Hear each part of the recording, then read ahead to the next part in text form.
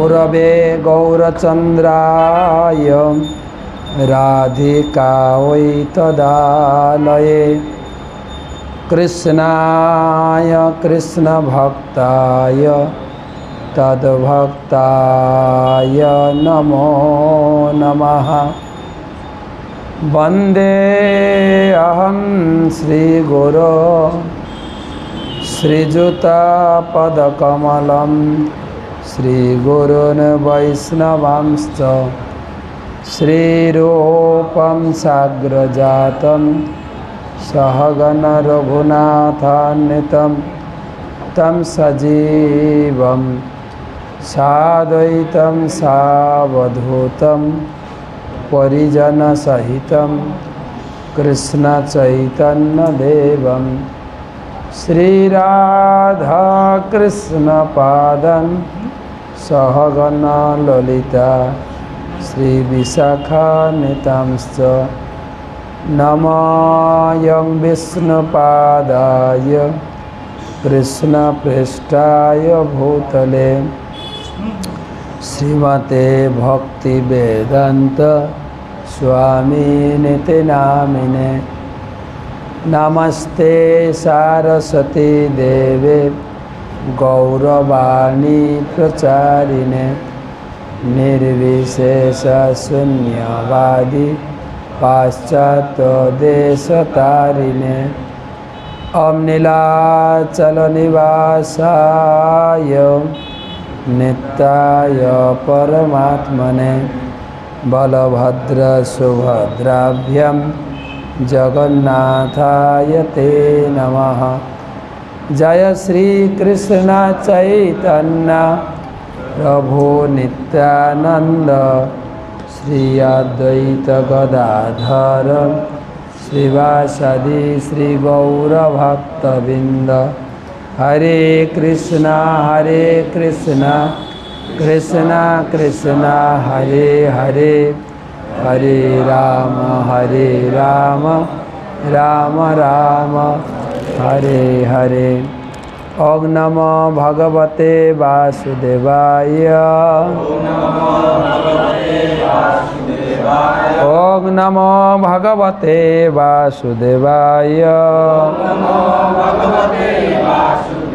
ओम नमो भगवते वासुदेवाय। नारायणं नमस्कृत्य नरं चैव नरोत्तमं देवीं सरस्वतीं व्यासं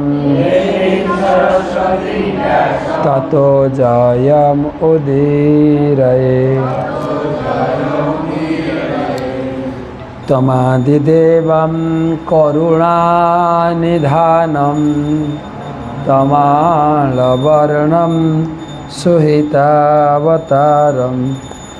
अपार संसार समुद्रसेतुं भजामहे भागवत स्वरूपं। ग्रंथराज श्रीमद्भागवतम चतुर्थ स्कंधे 29 अध्यायेर आजकेर आलोचना पंचतीतम श्लोक 55 नम्बर श्लोक थेके आज के होच्छे 931तम भागवत रसमाधुरी सेमिनारे उपस्थित समस्त भक्तमंडली ममतामय मातृमंडली सकल के जानाई कृष्ण प्रीति शुभेच्छा। गुरुपाद पद्मे प्रणाम निवेदन करे तार अहित की कृपा आशीर्वाद प्रार्थना करी। नमो ओं विष्णुपादाय कृष्ण प्रेष्ठाय भूतले श्रीमते जय पताका स्वामिनिति नामिने। नमो आचार्यपादाय निताय कृपा प्रदायिने गौरकथा धामदाय नगर ग्राम तारिणे।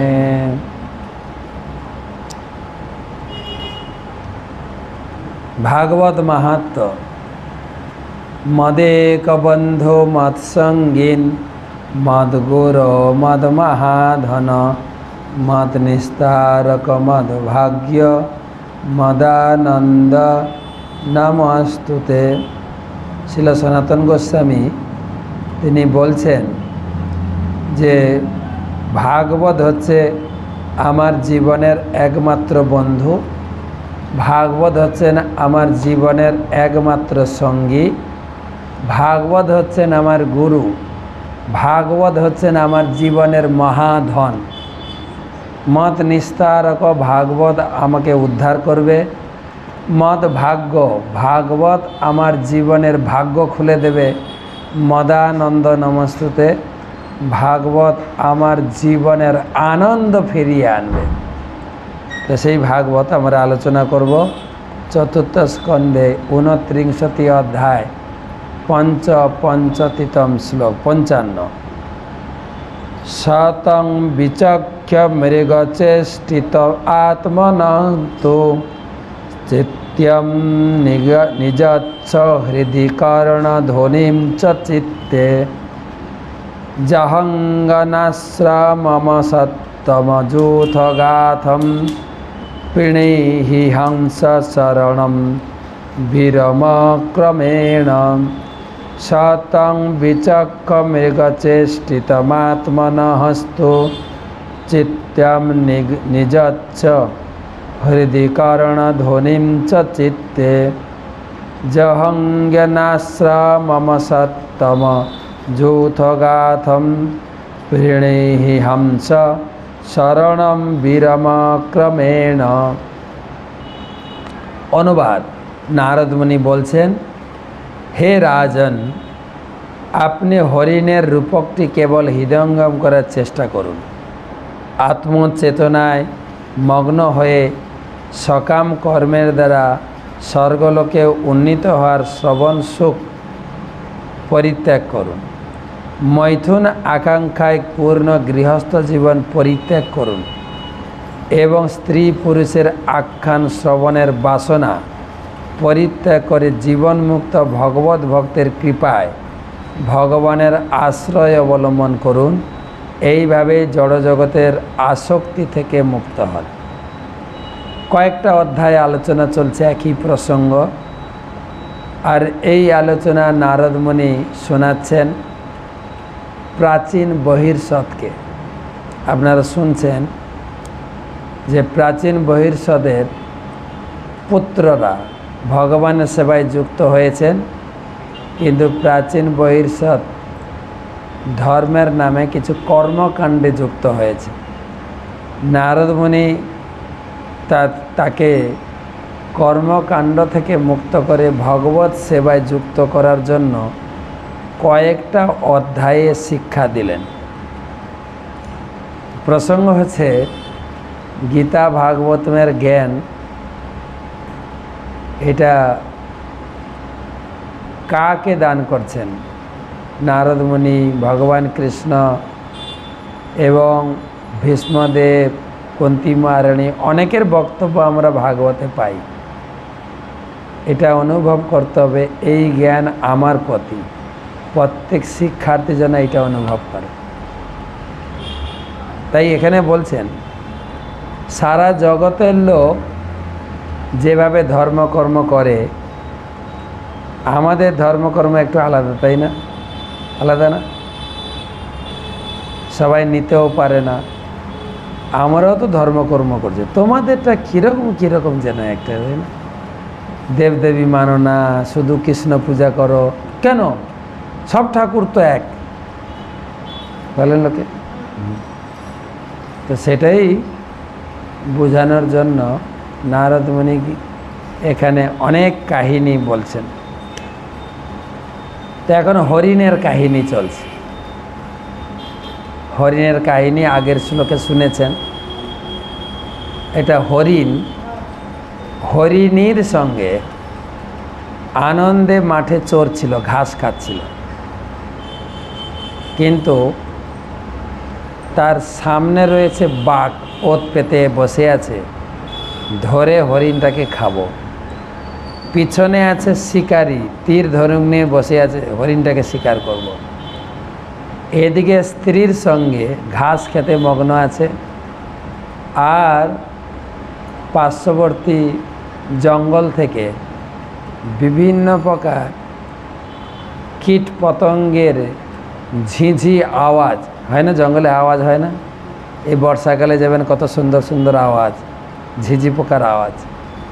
এইটা শুনে কান খাড়া করে শুনছে আর ঘাস খাচ্ছে। এই কাহিনী আগের শ্লোকে আরও বিস্তারিত বলা হয়েছে। তো এই হরিণের কাহিনী বলার মাধ্যমে নারদ মুনি বলছেন, এটা আমি একটা হরিণ, আমার স্ত্রী হচ্ছে হরিণী। প্রত্যেক পাঠক যেন এরকম বোঝে। সামনে আছে বাঘ। বাঘ মানে আমরা বিভিন্ন প্রকার ধর্ম কর্ম করে মুক্তি পেতে চাইছি, মুক্তি হবে না, স্বর্গে যাব আবার আসতে হবে, ঠিক আছে? মুক্তিকে বাঘের সঙ্গে তুলনা করা আছে। আর পিছনে রয়েছে মৃত্যুরূপী কালসাপ, আমাকে গ্রাস করার জন্য এগিয়ে আসছে। আর এদিকে আমি সংসারে স্ত্রীর সঙ্গে আনন্দে দিন কাটাচ্ছি। আর ঝিঝি পোকার সুন্দর মিষ্টি শব্দ মানে হচ্ছে বাড়িতে ছোট ছোট ছেলে মেয়ে নাতি নাতনির আধো আধো বুলি, ভালো লাগে না? আর সবাই বাচ্চাগুলো একটু নাড়াচড়া করতেও ভালো লাগে। ক্লাস শুনছেন, পাশে যদি একটা বাচ্চা এসে যায়, ও কচি, এটা গাল টিপবো, তো নাক টিপবো, করে না? ঝিঝি পোকার আওয়াজ, ঠিক আছে? আবার আত্মীয় স্বজনের কিছু কিছু কথা। তো এখানে আজকের শ্লোকে বলছেন, আপনি হরিণের রূপক কাহিনীটি হৃদয়ঙ্গম করার চেষ্টা করুন। একদম সংসার সুখে আত্মচেতনায় মগ্ন হয়ে সকাম কর্মের দ্বারা স্বর্গে উন্নীত হওয়ার শ্রবণ সুখ পরিত্যাগ করুন। সাধারণ লোক এই দান করো, ধ্যান করো, ভান্ডারা করো, চলছে না ভান্ডারা? কিন্তু এই যে বসে হরিনাম করব, 4 নিয়ম পালন করে পুরো নিরামিষ খেতে হবে, খুব কঠিন। আমরা ধর্ম করছি, আমরা যে যেখানে আছি ঠিক আছে। তো সেইটা বোঝানোর জন্য অনেক গভীর তত্ত্ব আলোচনা করছে। আপনি মৈথুন আকাঙ্ক্ষায় পূর্ণ গৃহস্থ জীবন পরিত্যাগ করুন আর স্ত্রী পুরুষের আখ্যান শ্রবণের বাসনা পরিত্যাগ করে জীবনমুক্ত ভগবানের ভক্ত হন। এই জগতে যা কিছু শুনি, পেপারে বলুন, নিউজে বলুন, সিনেমা বলুন, নাটক বলুন, কিসের কাহিনী? স্ত্রী পুরুষের কাহিনী। একটা ঘটনা হয়তো বলে, লাস্টে ঘুরিয়ে ফিরিয়ে একটা ছেলে একটা মেয়েকে ভালোবাসে, বাস ওইখানেই শেষ হবে, ঠিক তো নাকি? সব পেপার বলুন, নোবেল বলুন, উপাখ্যান বলুন, যত উপাখ্যান লেখা হয়েছে দেখবেন, সুকান্ত উপাখ্যান, সুকান্ত সমগ্র আছে না, শরৎচন্দ্রের উপাখ্যান, বঙ্কিমচন্দ্র, সব ঘুরিয়ে ফিরিয়ে ওই জায়গায়। আর ওইগুলো না হলে লোকে দেখতেও ভালোবাসে না। ওটা যদি থাকে, এমনকি যত পৌরাণিক পালাও নাটক হয়, ঘুরিয়ে ফিরিয়ে ওটাতে এসে শেষ করো, তাহলে লোকেও একটু মজা পাবে না। তাই বলছেন, যত যা কিছু আপনি শুনছেন, পেপারে বলুন, টিভিতে বলুন, সব ঘুরিয়ে ফিরিয়ে স্ত্রী পুরুষের উপাখ্যান। কথাটা ঠিক কি না? কথাটা যত আমরা স্কুল কলেজে বই পড়েছি, ঘুরিয়ে ফিরিয়ে ওটাই গিয়ে দাঁড়াবে।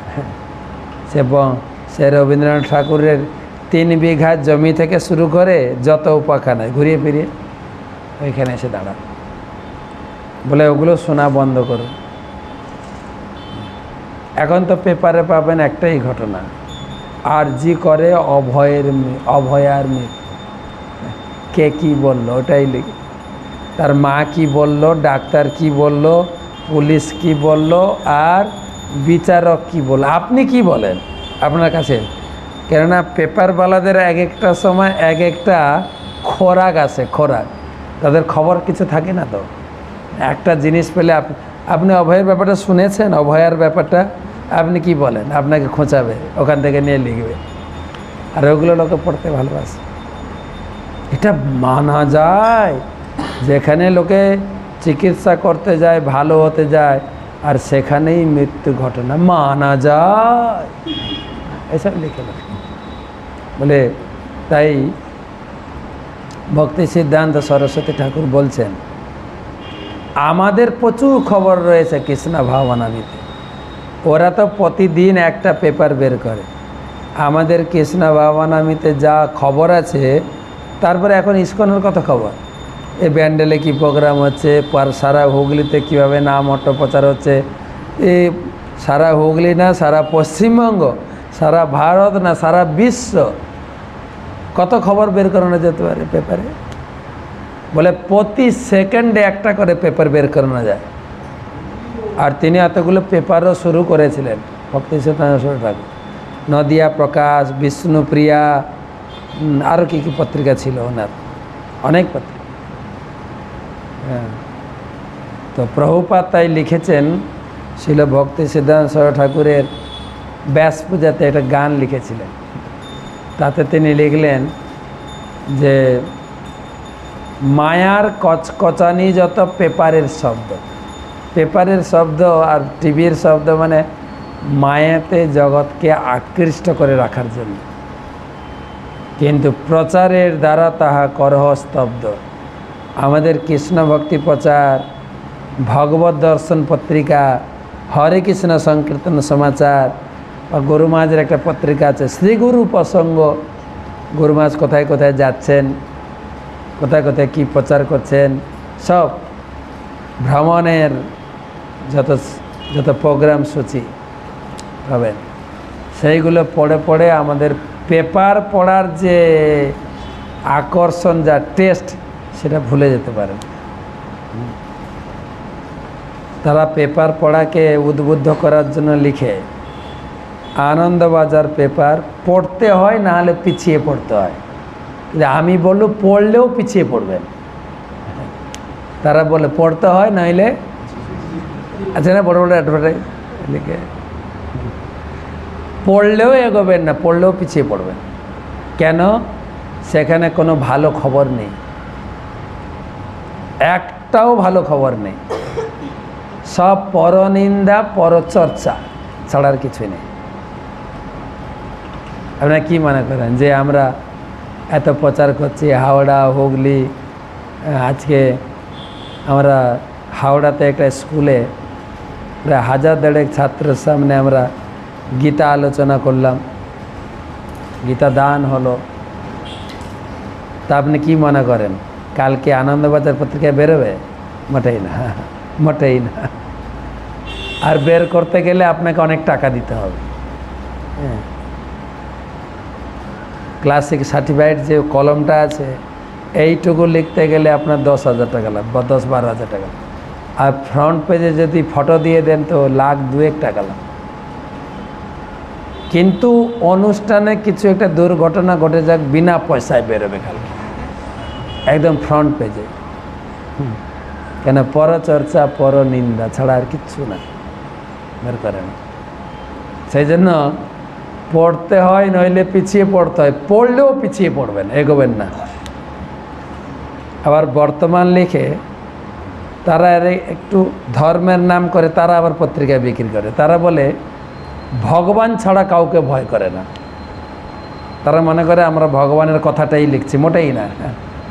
তাতেও কিছু নেই, শুধু একটা ছোট্ট কলম রেখে দিয়েছে, অমৃত কথা।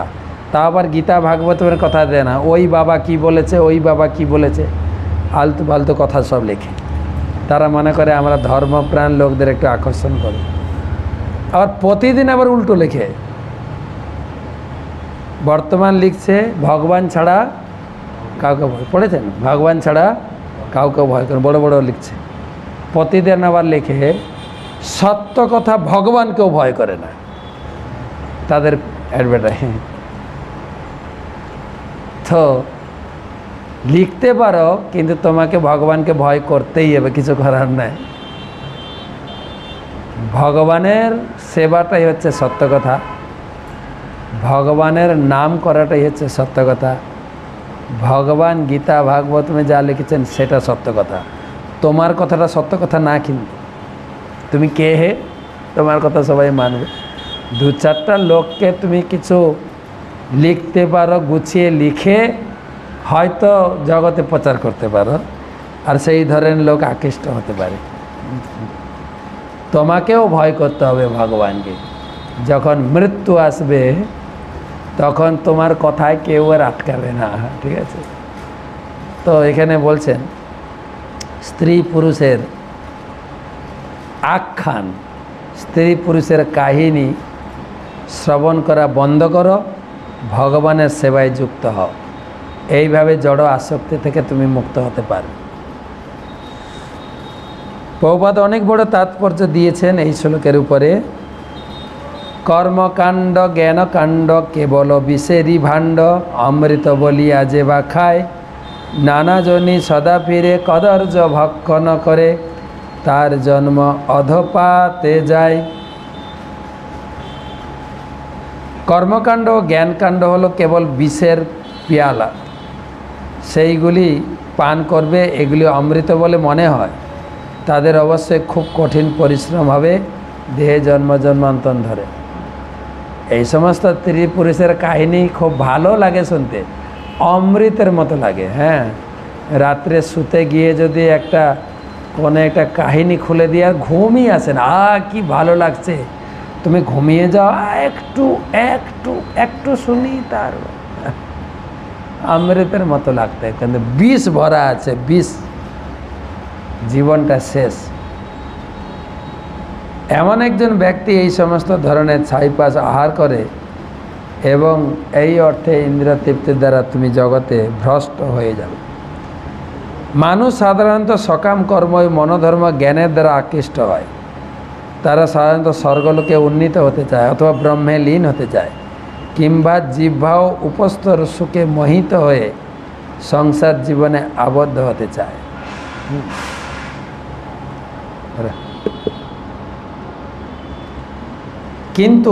কিংবা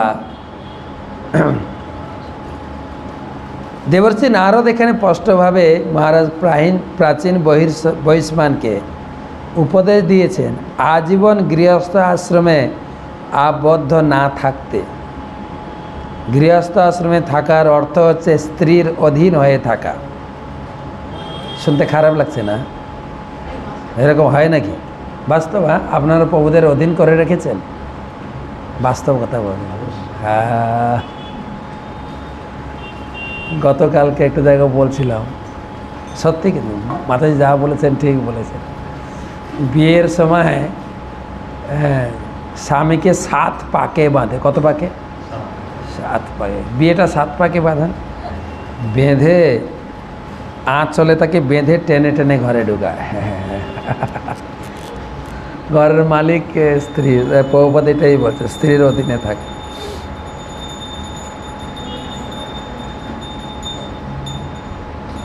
কিন্তু এই সব ত্যাগ করে পরমহংস আশ্রমে অবস্থিত হওয়া উচিত, অর্থাৎ গুরুদেবের আশ্রয়ে অবলম্বন করা উচিত। তো সারা জীবন গৃহে থাকা উচিত নয়। এটা অনেকবার আলোচনা হয়েছে গীতা ভাগবতমের তাৎপর্যে, তারপরে মনু সংহিতায় মায়েদের 3টে আশ্রয়: বিয়ের আগে মা বাবা, বিয়ের পরে স্বামী, তারপরে ছেলে বড় হলে ছেলের সাইডে যাবে, ছেলের আশ্রয়ে যাবে। এটা গেল। তাই পুরুষেরও তাই। কিছু জীবন বিয়ের আগে পর্যন্ত পড়াশোনা, ব্রহ্মচর্য আশ্রম, তারপরে নির্দিষ্ট একদম বৈদিক বিধি বিধান মেনে সংসার জীবন, বিয়ে করে সংসার জীবন। এবারে ছেলে মেয়ে বড় হয়ে গেলে এবারে ছেলেকে সংসার অর্পণ করে বানপ্রস্থ জীবন।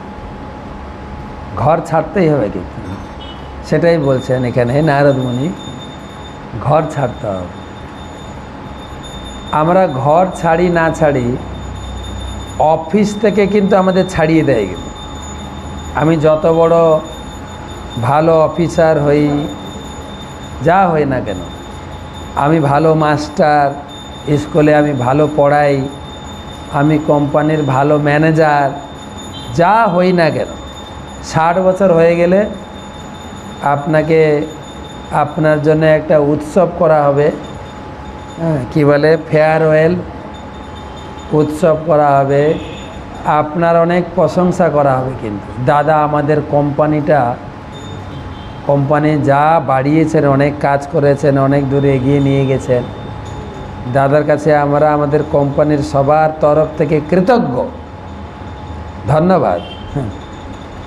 তারপরে আপনি সার্টিফিকেট দেবে, আপনার কর্মদক্ষতার সার্টিফিকেট। তারপরে আপনাকে অনেক উপহার দেবে কোম্পানি থেকে বা ব্যক্তিগতভাবে, দাদা আপনার জন্য এটা গিফট দেবে। শেষে ঘোষণা করবেন, দাদা কাল থেকে আর আমাদের অফিসে আসেন না, তাই তো নাকি? এই ব্যান্ডেল থেকে একটা মাতাজি আমাকে ফোন করেছিলেন, মহারাজ আপনি যা বলছেন ঠিক, আমি মাস্টার ছিলাম, আমার রিটায়ার্ড হয়ে গেছে, আজকে প্রায় 6-7 বছর হয়ে গেল, আমার পেনশনটা চালু হচ্ছে না। তো আমি স্কুলে গেছি কথা বলতে, কী ব্যাপার, কোথায় আটকে আছে কাজ। তখন স্কুলের একজন মাস্টার বলছেন, দিদি তুমি কেন এসছো এখানে, তোমার তো আসার কথা নয়, তোমাকে তো এখান থেকে বিদায় দেওয়া হয়েছে, তুমি কেন আস। শুনতে খারাপ লাগবে না?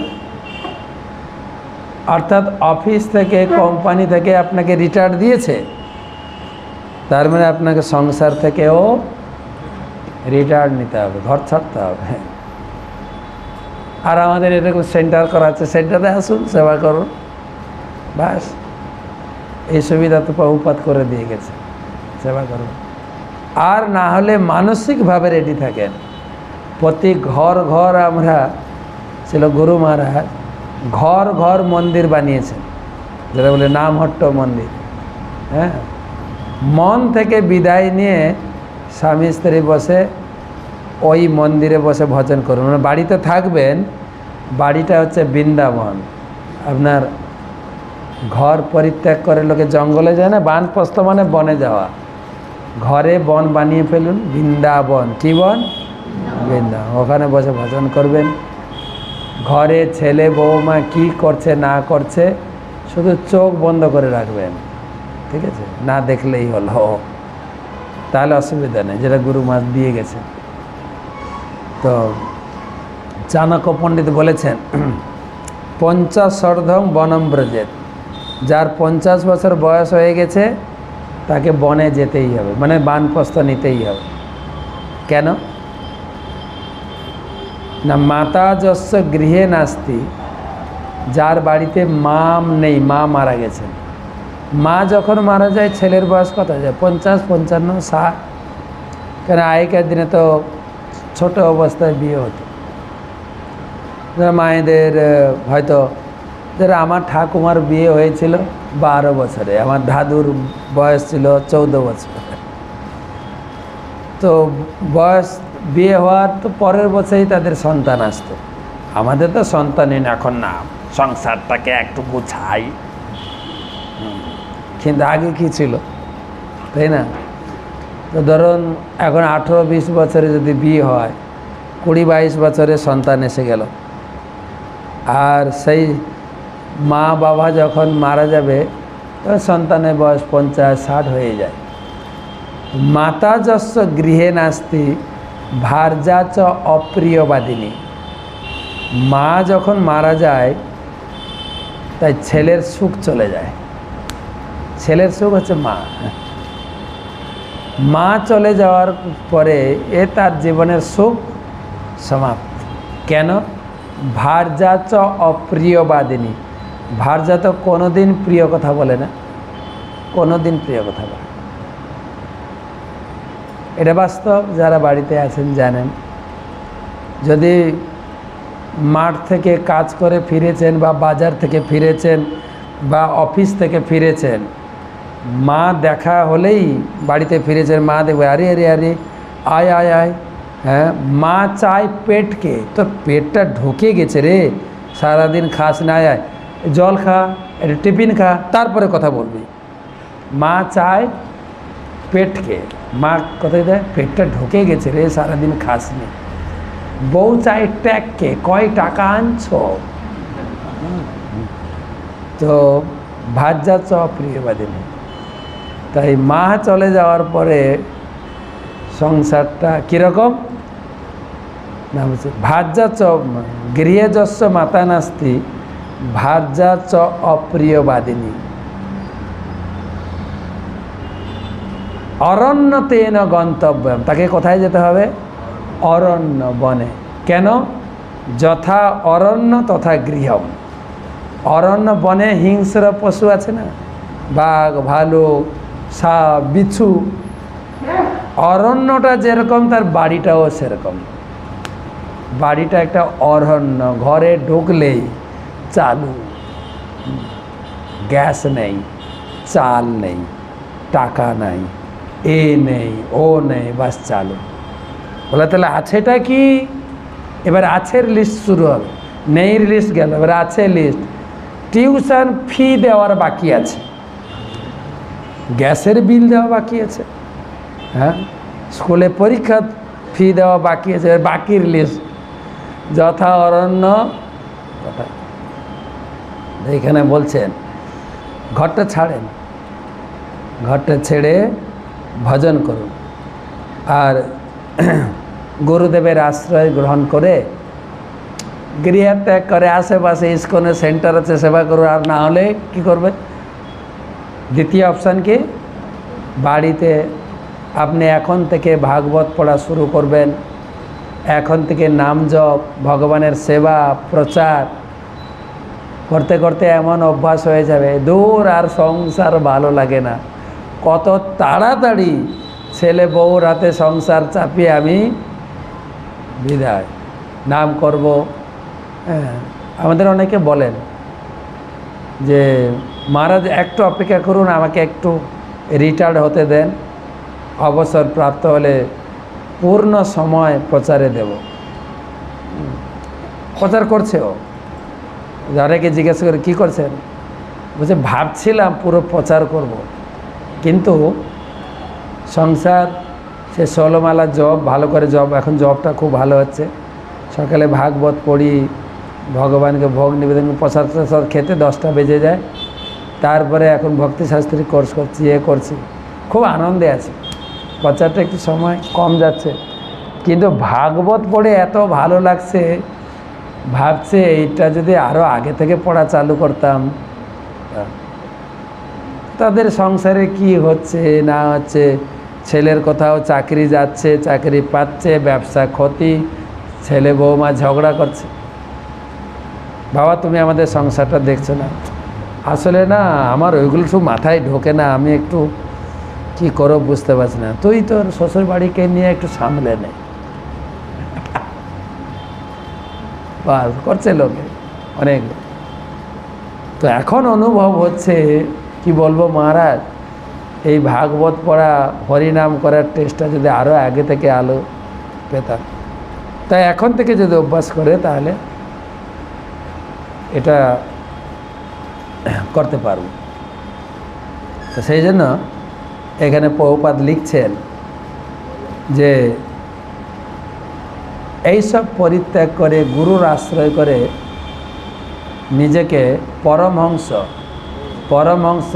এই গত কয়েকটা ক্লাসে লকডাউন থেকে সুষমা জয়পাল গোস্বামী গুরু মহারাজ প্রায় ক্লাসে বলেন, প্রভুপাদ বলেছেন আমার গৃহস্থরা পরমহংস হবে। শুনেছেন ক্লাসে? প্রায় ক্লাসে। শুধু যে সন্ন্যাসী ব্রহ্মচারী পরমহংস হবে তা না, গৃহস্থরা ভাগবত পড়বে এবং গর্ভাধান সংস্কার করে গর্ভে আচার্য সন্তান নিয়ে আসবে। যেরকম ছিল ভক্তি সিদ্ধান্ত সরস্বতী ঠাকুরকে ছিল ভক্তি বিনোদ ঠাকুর পেয়েছিলেন, তিনি ভগবানের কাছে প্রার্থনা করেছিলেন আমি একটা আচার্য সন্তান চাই, আচার্য সন্তান। এবং আমাদের ইস্কনে এই 100 জন 150 জন গুরু না, 10,000, 1 লক্ষ, 10 লক্ষ, 1 কোটি গুরু বানাবো আমরা, দিয়ে সমস্ত জায়গায় প্রচার করব। সেই জন্য বলছেন পরমহংস স্তরে আসো। সদ্গুরুর লক্ষণ বর্ণনা করে শাস্ত্রে বলা আছে, তস্মাৎ গুরু প্রপদ্যে তো জিজ্ঞাসু শ্রেয় উত্তমম শাব্দে পরে চ নিষ্ণান্তং ব্রাহ্মণ উপসমাশ্রয়ম।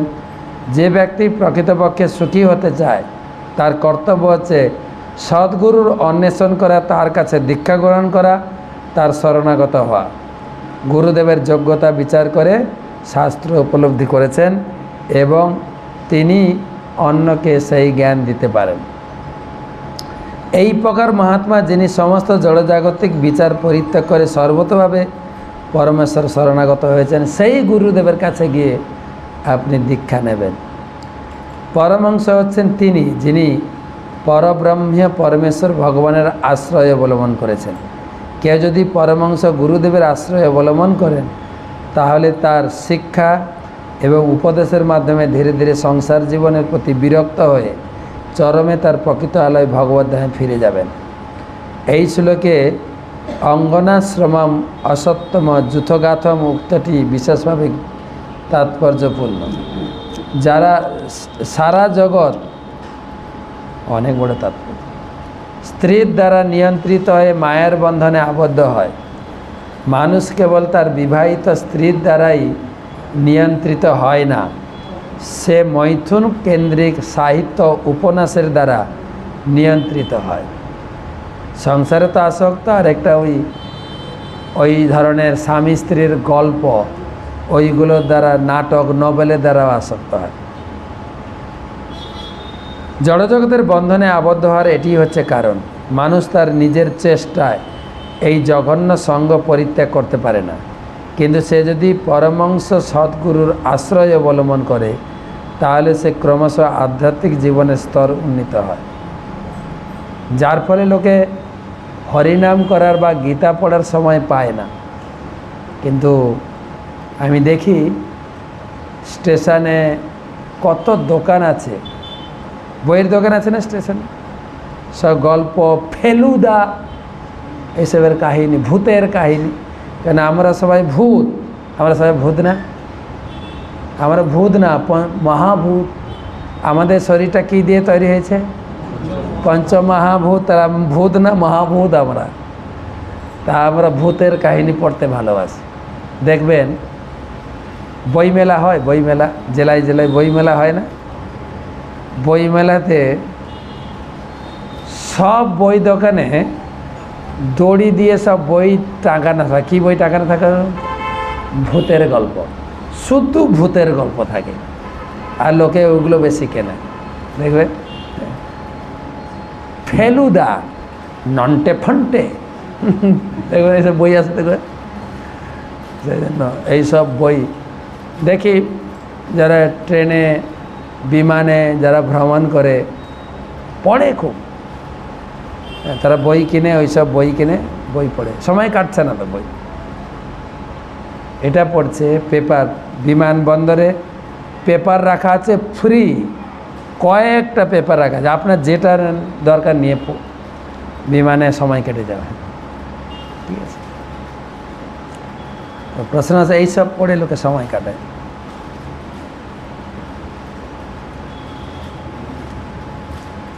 বৈদিক শাস্ত্রে যে পুষ্পিত বাণী স্বর্গলোকে উন্নীত হতে অথবা ব্রহ্মে লীন হতে অনুপ্রাণিত করে তা অল্পবুদ্ধি সম্পন্ন মানুষের জন্য। ভগবদ্গীতায় যাদের মায়া অপহৃত জ্ঞানা বলা হয়েছে, প্রকৃতপক্ষে সেই যাদের মায়া যাদের জ্ঞান,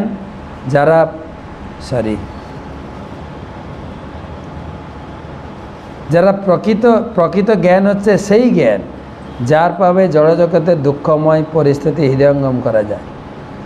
মুক্ত সদ্গুরুর আশ্রয় অবলম্বন করে ক্রমশ আধ্যাত্মিক স্তরে উন্নীত হওয়া উচিত। তার ফলে জীবনের প্রগতির প্রতি বিরক্ত হওয়া যায়। আমরা উপলব্ধি করতে পারছি জগতের স্বরূপটা কি, তাই না? আগে তো সবাই সবাইকে ভালোবাসতো, এখন যেই জপমালা হাতে নিয়েছি, গীতা পড়া শুরু করেছি, তিলক পড়েছি, সব পিছনে লেগে গেছে। কি গো, কি হলো? তোমার মাথা খারাপ হলো নাকি এই বয়সে? বাহ! ছিল বিশ্বনাথ চক্রবর্তী ঠাকুর। আমরা শাস্ত্রে বলছি আমরা হরি নাম করছি, ঠাকুর পূজা করছি, কৃষ্ণ পূজা, যে উন্নত পন্থা, কিন্তু সাধারণ লোক কী চিন্তা করছে, ছি ছি ছি ছি, তোমার জীবনটা বরবাদ। তা আবার যারা বড়রা আমরা করছে তত বলে না, যদি একটা কোলে বাচ্চা থাকে, হায় হায় হা, এই বাচ্চাটাকেও সে একটু ভোগ করবে। হ্যাঁ, তোমাদের জীবন তো গেছে, লাস্টে এই বাচ্চাটাকেও বলেন, লোকে বলেন। একটা মাতাজি বলছেন, বাবু একটা কথা বলবো। যে বলো, কি বলবে? বাচ্চাটা আমার না আপনার? তো আমার বাচ্চার প্রতি আমার ভালো মন্দ বিচার নেই, আমার বাচ্চার প্রতি আমি মঙ্গল চিন্তা করব না আপনি করবেন। একদম মুখটা নত হয়ে গেছে। তখন তোমরা না খুব কথা বলতে পারো, খুব তর্ক করতে, তর্কবাজ হয়ে গেছে সব। এগুলো শেখায় নাকি ইস্কনের লোকেরা? বলে লোক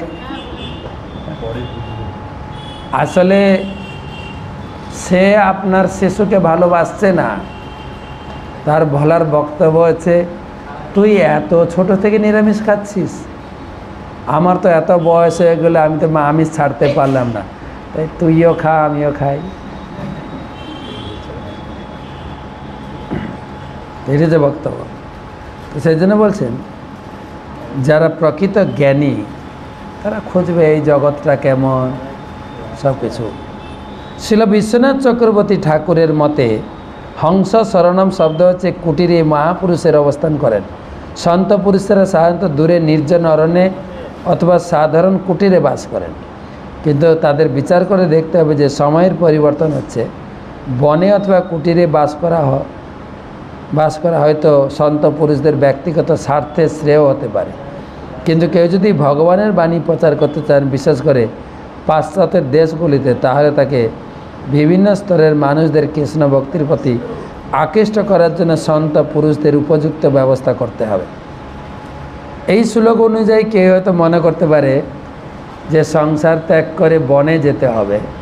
প্রভুপাদ বলছেন স্থান কাল পরিবেশে বিচার করতে হবে। বলছে কেউ হয়তো আমাদেরকে বলতে পারে, আপনারা লাল কাপড় পরেছেন, জঙ্গলে যান, কেন শহরে ঘুরে বেড়াচ্ছেন, বাড়ি বাড়ি ঘুরে বেড়াচ্ছেন? বলতে পারে না? প্রভুপাদকে বলেছিল কিন্তু প্রভুপাদ যখন আমেরিকায় প্রচার করছিলেন, তখন সাংবাদিক এসে প্রশ্ন করছে, আপনি এসেছেন গরিব ভারতবর্ষ থেকে, তা আসার সময় আপনি জাহাজে এসেছিলেন, প্রভুপাদের টাকা ছিল না, কিভাবে গেছিলেন বিদেশে? কোন জাহাজে? মালবাহী, কার্গো শিপ বলে ইংরেজিতে, মালবাহী জাহাজ। যদি আপনাকে বলা হয় আপনি কলকাতার লোক, আপনাকে যেতে হবে হয়তো শিলিগুড়ি, বেশি রাস্তা না, 500 কিলোমিটার রাস্তা, আপনি লরির ছাদে বসে বসে যান, যেহেতু আপনার টাকা নেই। যাবেন কি না? রিজার্ভেশন করব যদি ওটা কনফার্ম হয়, তাই তো নাকি? প্রভুপাদের টাকাই ছিল না কনফার্ম করে।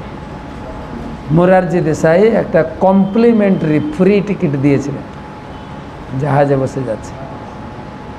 তো তাকে বলছেন আপনি জাহাজে করে এসেছিলেন, আর এই আমেরিকায় এসে 1 বছরে আপনি মানে বিমানে করে ছুটে বেড়াচ্ছেন। প্রভুপাদ 14 বছরে 12 বছরে 14 বার জাহাজ মানে উড়োজাহাজে করে ঘুরেছে।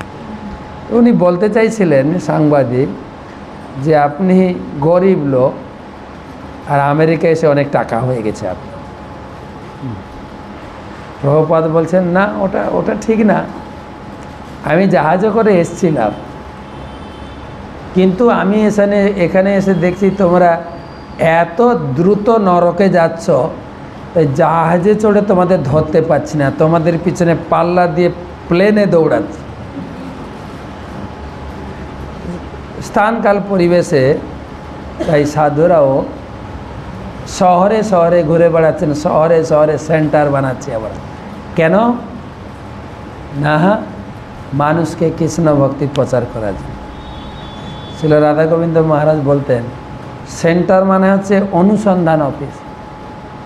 যেরকম জানে না আমরা মেলা, যেখানে প্রচুর ভিড়, মেলা হয়, মায়াপুরে মেলা হয়, গঙ্গাসাগরে মেলা হয়, হয় না? বড় বড় মেলাতে অনুসন্ধান অফিস থাকে না?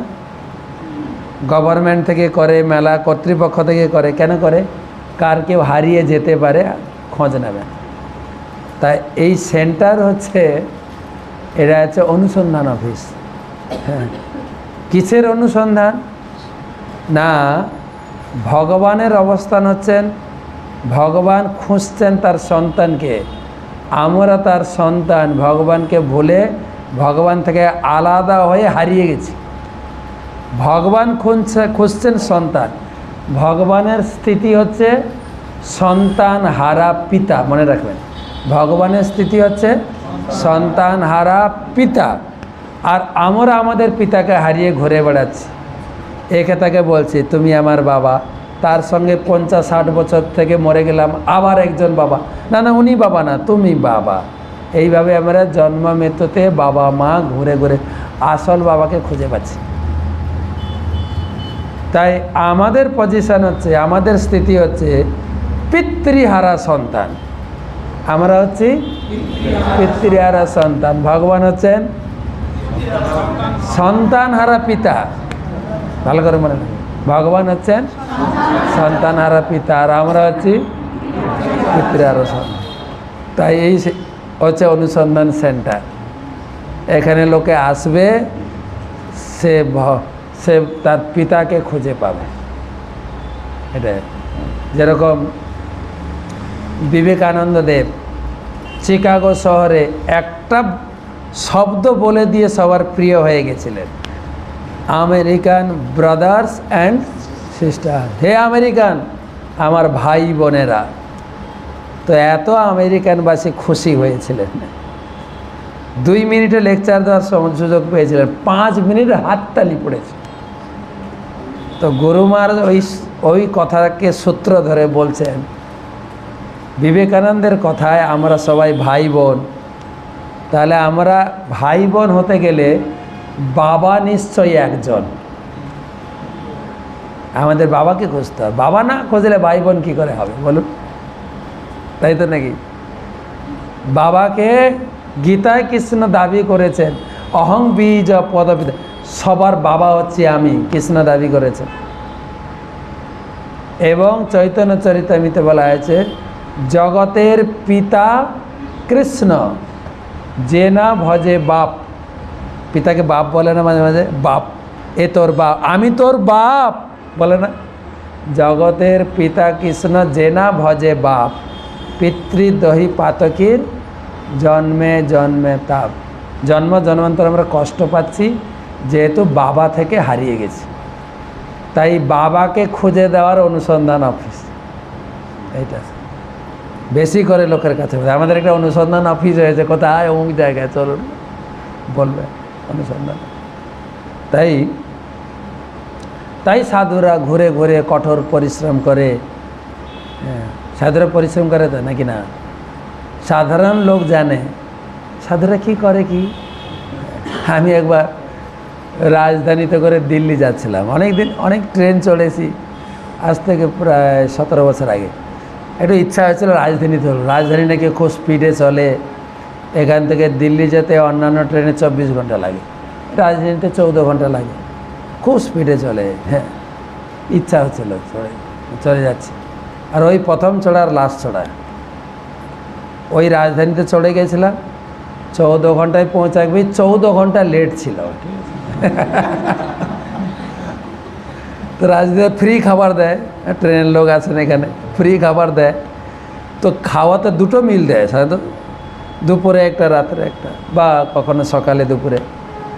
কিন্তু খাওয়াতে শেষ, যা ওদের ক্যান্টিনে ছিল, ট্রেন দাঁড় করে মার্কেটে করে খাওয়াচ্ছে ওটাই।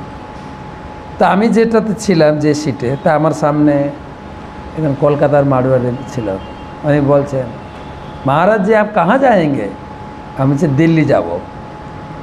কেউ?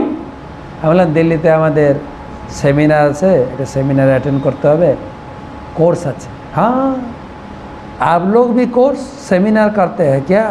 हम लोग तो आप लोग तो करताल लेके हरे कृष्ण हरे राम करते हैं। आप लोग का क्या काम है दिल्ली में? মানে ও চিন্তা করছে সাধু লোকও রাজধানী ছুটছে। তার বক্তব্য এটাই। তো সাধারণ লোক জানে সাধু মহাত্মারা কী করে, কিছু কাজ দাম নেই, ঘরে ঘরে বাড়ি বাড়ি ভিক্ষা করে খায়, তাই না? কিন্তু আপনারা যারা আমাদের সঙ্গে যুক্ত হয়েছেন আপনারা বুঝতে পারছেন যে আমাদের থেকে সাধুরা আরও বেশি পরিশ্রম করছে না না? সেটাই হচ্ছে অর্থ। আশ্রম মানে আছে যে প্রচুর শ্রম দিতে পারবে সে আশ্রমে থাকে। সবাই থাকতে পারছে না তো, সবাই থাকতে পারছে। তাই এখানে বলছেন সাধুরা অক্লান্ত পরিশ্রম করে, হ্যাঁ, বহুপাদ এখানে বোঝাতে চাইছে সাধুরাও যেন এই ঘর বাড়ি ছেড়ে সে বৃন্দাবন চলে যাব বাবা যে ওইসব যেন না করে, তারা প্রচারের দায়িত্ব গ্রহণ করে। বহুপাদ বলছে প্রচার করবে। কেউ যদি ভগবানের বাণী প্রচার করতে চান, বিশেষ করে পাশ্চাত্য দেশগুলিতে, তাহলে বিভিন্ন স্তরের মানুষের আমন্ত্রণ হবে, আরামদায়ক গৃহে বাস করতে হবে অভ্যস্ত। তাই এই যুগে কৃষ্ণ ভাবনামৃত প্রতি মানুষদের আকৃষ্ট করার জন্য সন্ত পুরুষের উপযুক্ত ব্যবস্থা করতে হয়। হ্যাঁ, সেই জন্য আমাদের বড় বড় মন্দির, মায়াপুরে এত বড় মন্দির দেখে কিছু লোক কটূক্তি করে। হ্যাঁ, তারা জানে সাধুরা বাস করে কুটিরে, আর এত বড় বড় বড় মন্দিরে থাকলে ভজন হয়, সব ব্যবসা। দেখলে না প্রসাদ কিনতে গিয়ে টাকা নেয়? হ্যাঁ, আরে প্রসাদ কখনো কিনে খেতে হয়? কিচ্ছু নেই এখানে, কিচ্ছু নেই, শুধু ব্যবসা। বলেন কি বলেন? বলে। এইখানে বলছেন শিল ভক্তি সরস্বতী ঠাকুর, ভক্তি সিদ্ধান্ত সরস্বতী ঠাকুর বড় বড় শহরে জনসাধারণকে আকৃষ্ট করার জন্য মোটর গাড়ির ব্যবহার করা, সন্ত পুরুষদের থাকার জন্য প্রাসাদোপম অট্টালিকা তৈরি করেছেন। বড় বড় বাড়ি, সুন্দর সুন্দর খাওয়ার ব্যবস্থা। মায়াপুরে বিভিন্ন রকম প্রসাদের ব্যবস্থা আছে না? মায়াপুরে আছে না? হ্যাঁ, সুলভ সুলভ। কত টাকা যেন? 40 টাকা। হ্যাঁ, আমাদের গীতা ভবন নামহট্ট কত টাকা? নামহট্ট কত? নামহট্ট গীতা ভবন দুর্লভ, 40 থেকে বেশি 50 টাকা। আবার গদা ভবন 150 টাকা, সুদুর্লভ। সুলভ দুর্লভ 150 না, এখন আরও বেড়েছে। আপনি থালি খাবেন, থালি। আমাদের বোম্বেতে একটা রেস্টুরেন্ট আছে, 56 বক্স সাজানো আছে, কেউ গেছেন কিনা জানি না। 750 টাকা কুপন কেটে ঢুকতে হবে আপনাকে। 750 টাকা কুপন কিনে ঢুকতে হবে। একটাও লোক নেই, 56 বক্স সাজানো আছে। আপনি প্লেট নিয়ে তুলে তুলে খাবেন। কত টাকা? 7.5, বেশি না, 7.5, 7.5 টাকা। আপনি যদি মনে করেন আমি পুরো রাজভোগ খাও, খাও, কেউ কিছু বলবেন না। রাজভোগ থেকে, আইসক্রিম থেকে, জুস থেকে, স্যুপ থেকে সব সাধারণ আছে, লোক নেই। এবারে আপনি যদি উঠতে না পারেন, আমাকে এইটা এনে দেবো, এনে দেবেন। কিন্তু আপনি কি খাচ্ছেন, কি নিচ্ছেন, কিচ্ছু দেখবেন না। ক্যামেরা নিতে পারবেন না যতটুকু। আমাদের, আমি যখন বাড়িতে ছিলাম, লোকে বলতো এই হোটেলটা হচ্ছে পেট চুক্তি হোটেল, যত তোমার ভাত লাগবে, সবজি লাগবে, তোমাকে ছিল না, ছিল। তো বড় বড় খাওয়ার ব্যবস্থা, কেননা সেই ধরনের লোককে আকৃষ্ট করার জন্য। কিছু লোক আছে প্রথমে এসে বলে আপনাদের রাজভোগের কুপনটা কোথায় পাওয়া যাবে, কত টাকা?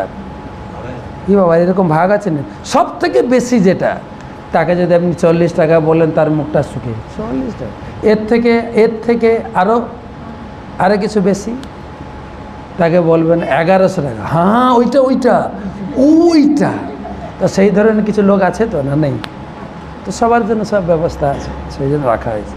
সেই জন্য বড় বড় অট্টালিকা। লোকে জিজ্ঞেস করে আচ্ছা আপনাদের ওখানে থাকার জায়গা আছে? হ্যাঁ, ভালো ব্যবস্থা, সাফ সুতরা আছে তো, পরিষ্কার পরিচ্ছন্ন তো। হ্যাঁ, কত টাকা ভাড়া? আমি যে 5000 টাকা ঘর ভাড়া। হ্যাঁ, প্রথমে তো তুলে দিয়ে যাবে, ও চাইছে পরিষ্কার পরিচ্ছন্ন, প্রথমে তুলে দেয়। এর থেকে একটু কম নেয়, 200 টাকা ভাড়া। হ্যাঁ হ্যাঁ হ্যাঁ ওইটাই। তখন মুখ শুকিয়ে যায়। ওরা মনে করে আমি থাকি আমার ঘরে পরিষ্কার পরিচ্ছন্ন, মনে মঠ মন্দির মানে খুব অপরিষ্কার, খেতে পাবো কি না, বাথরুম ভালো কি না, সব ব্যবস্থা আছে, যার যেরকম দরকার সুবিধা ক্যাপাসিটি আছে। এ কার জন্য করা হয়েছে? সাধারণ লোক আসবে কৃষ্ণ ভক্তি শিখবে তার জন্য। সত্যি বলছি, আমাদের যে খাওয়া দাওয়ার ব্যবস্থা, আমাদের কিচেন তো আলাদা। সকালে খেতে দেয় একটু চচ্চড়ি ডাল ভাত বা ঘ্যাঁট ডাল ভাত, কিন্তু সাধারণ লোকের জন্য 150 টাকা 200 টাকা থালি। তাই মঠ মন্দিরে এত বড় বড় অট্টালিকায় প্রাসাদ কার জন্য? সাধারণ লোকের জন্য। তারা সেই ধরনের স্ট্যান্ডার্ড মেনটেন করতে চায়। মায়াপুরে আছে 7,000 টাকা ঘর ভাড়া, জানেন? শুনেছেন তো? সুইট রুম, কঞ্চ বিল্ডিংয়ে একটা রুমে ঢুকবেন, তার কয়েকটা রুম আছে। হ্যাঁ, রুমের আবার ভাগ আছে, কয়েক কিচেন আছে, তার ভিতরে আপনি হয়তো স্বামী স্ত্রী থাকলেন, আপনার ছেলে বউ গেছে, তারা একটা ঘরে থাকলো, আর হয়তো বিবাহ হয়নি আরেকটা মেয়ের, সে আরেক ঘরে থাকে, সব ভাগ আছে। ফ্যামিলি এক জায়গায় খাওয়া দাওয়া করবেন, থাকবে সুইট রুম আছে, 7,000 টাকা ভাড়া। হয়তো কোনো দিন যাননি, আছে সেই ধরনের লোক, তারা খোঁজে, তারা বুকিং করে থাকে, সব ধরনের লোক। আবার সেই আমেরিকান লোকেরা সুইট রুমে থাকে না, থাকে আমাদের তো কলকাতার লোক, কোথায় থাকে? কুটিরে থাকতে পছন্দ। আমি বিদেশে যাই, আমাদের দেশের লোকেরা গ্রাম ছেড়ে শহরে থাকে।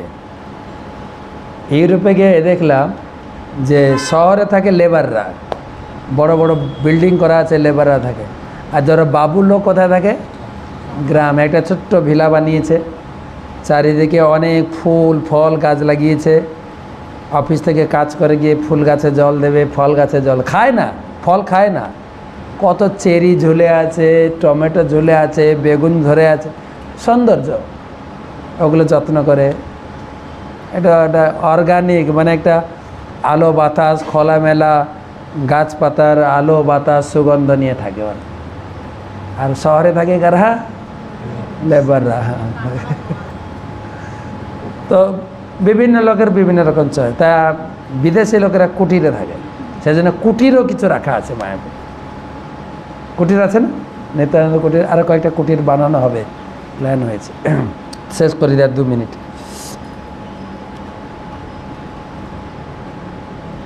তো প্রভুপাদ লিখছেন, সম্ভবত শ্রীল ভক্তি সিদ্ধান্ত সরস্বতী ঠাকুর প্রথম সন্ত পুরুষ যিনি ভগবানের প্রচারের জন্য এই সমস্ত আয়োজন করেছেন।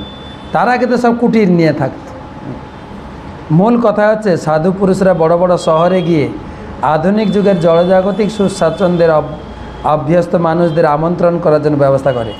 ধীরে ধীরে তারা বুঝতে পারবে প্রাসাদোপম অট্টালিকা, আরামদায়ক বাসগৃহ প্রকৃতপক্ষে প্রয়োজন নেই।